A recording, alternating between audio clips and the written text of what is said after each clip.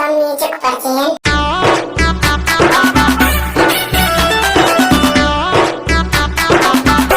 Inson Rajeswara.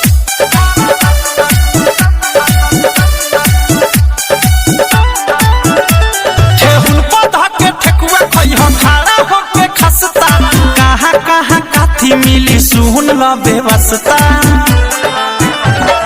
Dhoripur में पान खइह जोबनपुर में नसता मोहन वाला ताजा राजा कहट जाई रसता आवा हमारा लंदन जाता रह तू तो लंदन आवा हमारा लंदन जाता रह तू तो लंदन।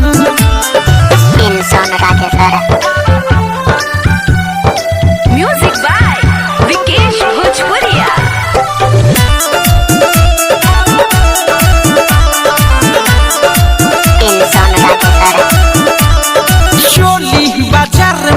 बोली ना बोली हो लहंगा नगर पीछे में गलिया गली में मलिया सा पास बनोट घीचे में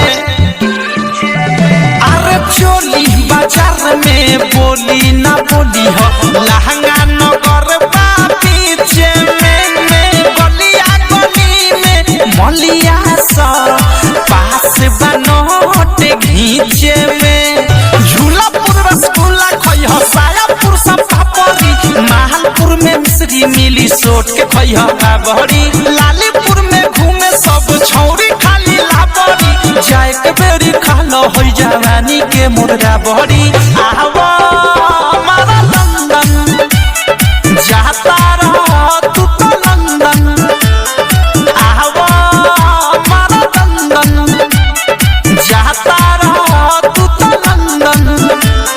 इंसान राजेश्वरा।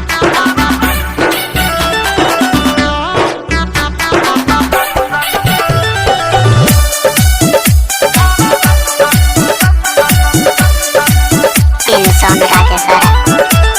सारी नगर में या गाड़ी न जइह कमर नगर न तो छूट जाई जांग नगर में धांग के मारी ए राजा मुहरा उर फूट जाई और सारी नगर में या गाड़ी न जइह कमर नगर न तो छूट जाई जांग नगर में धांग के मारी ए राजा मुहरा उर फूट जाई पेट नगर में लेट न करिह लोगों के भीठ बा आगापुर से पाछा यही बचौत एगो पीठ बा राइटर थारू अवधेश फरियाद जदी चीत बा चुमा लेके देखई मिठाइयों से मीठ बा आवा